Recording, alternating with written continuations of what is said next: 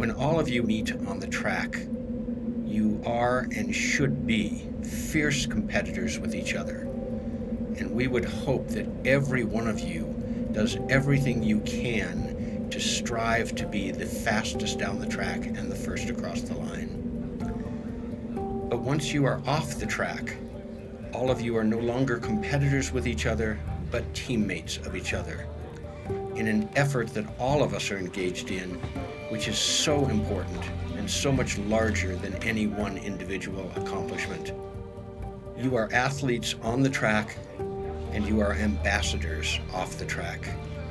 I hope that you will continue to compete fiercely, and I hope that you will continue to cooperate just as fiercely with each other as we all work towards this common goal of inclusion in these sports in the Paralympic program. Here's Mark.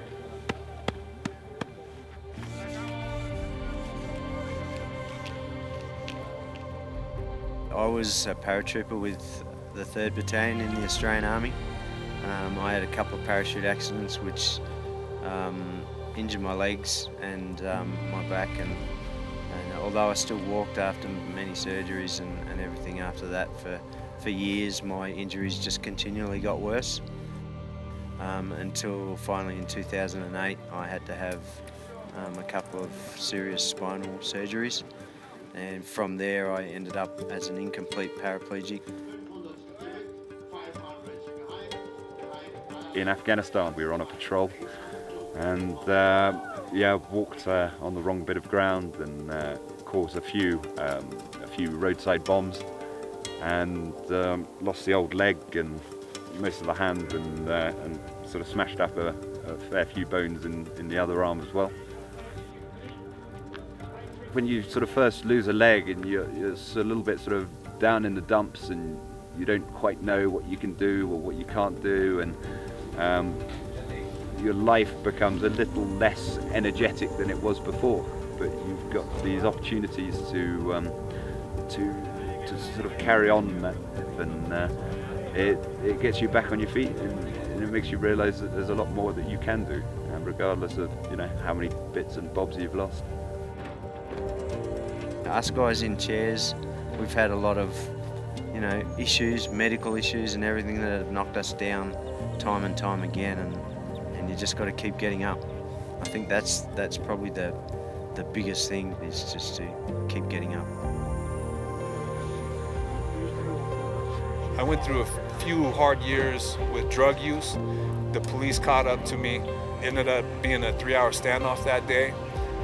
When they found me, they thought that I had a weapon, and they shot me 21 times. So I spent 3 months in a coma, 3 months in recovery, another 3 months in rehabilitation, and I still had my leg, but there was just so much damage that they ended up having to amputate it. It's just overcoming those obstacles. When you lose a limb, you have to work harder to do the same thing that able-bodied people take for granted, and so it's just pushing past those barriers and really taking accountability and saying, you know what, just because I'm missing a limb doesn't mean that I have to slow down. I can still live my life to the fullest and do what you can do too. There's more disabled people who are actually able-bodied than what I am, because people get that mentality of they can't do things, and we just want to show the world that nothing's impossible and you can achieve all your dreams. I've been in a wheelchair now for 10 years, and it happened July 19th on 2004. I was doing base jumping, and it was my 1100th base jump, and I wanted to do something special so I could remember that jump. And I was doing some flips, quadruple gainer from 486-foot high bridge, and I made a mistake and opened the parachute a split second too soon, so I hadn't finished the last rotation and my legs didn't quite finish, and the parachute came out and tangled around my foot, so I never had a chance to fully open, and I impacted the river doing somewhere around 70 or 80 miles per hour, 130 kilometers upside down on my neck, and I hit the water and then hit the bottom of the river and suffered a spinal cord injury. So.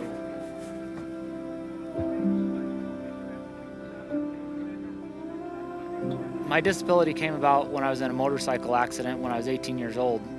A truck pulled out in front of me making a right turn on red. I got sucked under the car and it literally ripped my leg in half right at the accident scene.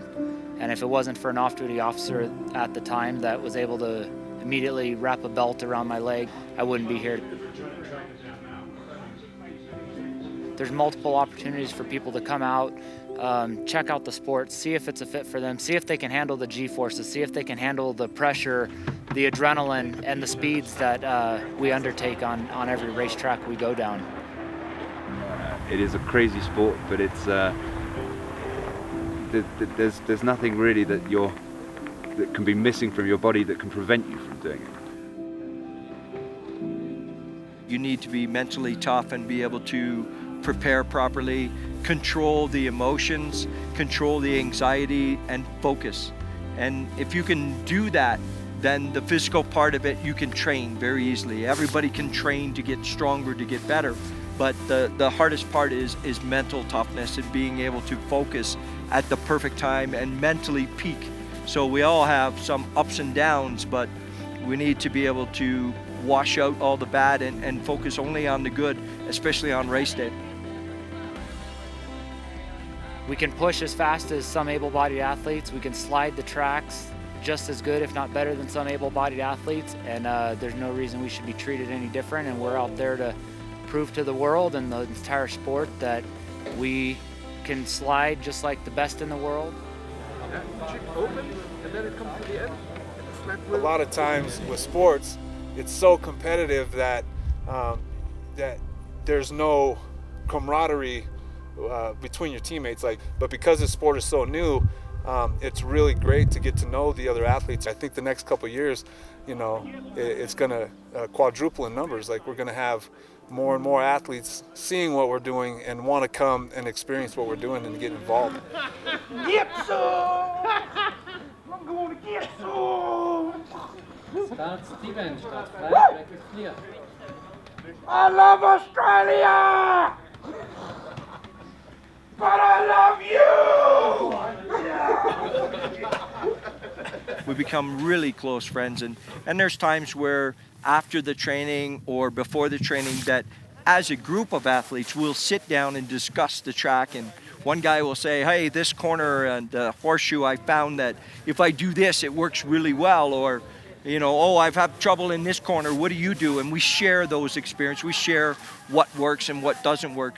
And sometimes as a collective, we'll each say, okay, listen, you work on corner 6 and I'll work on corner 8, and we'll figure out what's the best line. And then we share that so that, we both or all of us can learn from it, because we want the sport to be competitive, and we really are friends. So it's not about me trying to beat those guys. And it's the same with them. I think that as a collective, as friendships, we just want to see the sport get better. So if we all help ourselves or all help each other, then the whole sport gets better, not just one pilot, but all of the pilots get better. And then the sport becomes more and more competitive, which is perfect, because the more competitive it is, then the more that people want to watch it and see it. And of course, the better chance we have to make it into the Paralympics.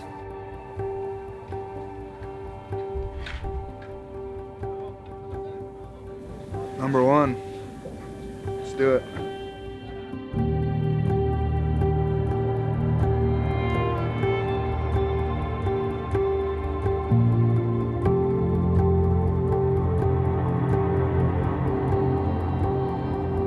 Being an ex-paratrooper and adrenaline junkie, I thought I knew adrenaline pretty well, but going down the ice between 115 and 130 kilometers an hour, it's the most intense thing you could possibly do, I think, unless you want to go base jumping.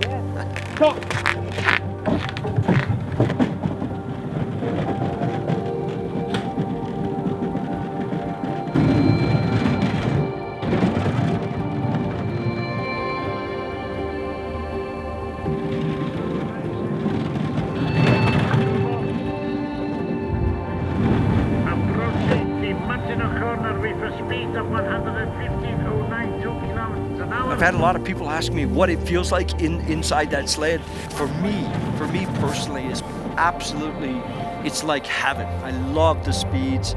I love the fact that not only do we have really, really high speeds, but the actual steering involved to go through the track is so minute and it's so delicate. So you have these two opposites with high intensity and high speeds and adrenaline rush, but at the same time you need to keep your hands very quiet and very soft to make it through the track clean. If you start turning too hard and too fast, then you're starting to bang off the walls and crash and all that stuff. So it's both of those things together where you have this high intensity and speed, and then this mental calmness that you need to focus and drive very soft and quiet.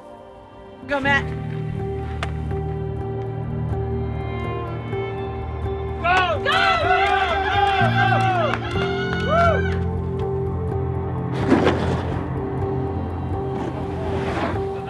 Leaving 3:59.59. You know, I remember the first time I ever tried it.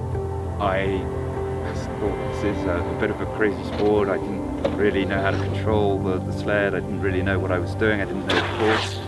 But the more you do it, the more it becomes natural. And there's a lovely moment where you go down a run and you do it perfectly. And at that point, there's no greater feeling. It's almost a euphoric experience. It's settling, it's adrenaline filling, it's exciting and calming all at the same time.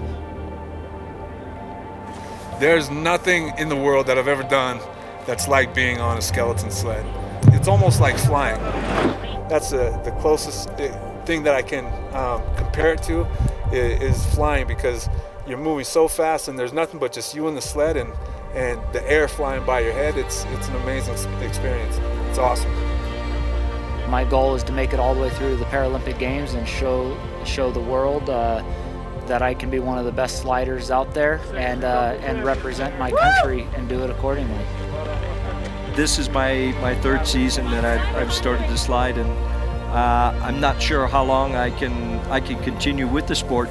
I would really love to continue for many years, but the reality is I'm not a young man anymore, so I would like to at least stay in the sport long enough to see it grow and build so that it can get bigger and bigger. I'll stick around until the young guys knock me off. You know, my life has changed for the better in every way. If I would have known life could have been this good, and they said, give me your leg and your life can be this good, I would have let them have it a long time ago. But I think losing a limb and having a disability and coming that close to death, it makes you appreciate what life really has to offer. You know, it opens your eyes to how beautiful life is around you and to the things that you took for granted before. There's too many people in this world that will tell you can't do. You just got to have a can-do attitude and a never ever give up attitude. My favourite saying is, when you wake up of a morning, you look up, you get up, and you never give up.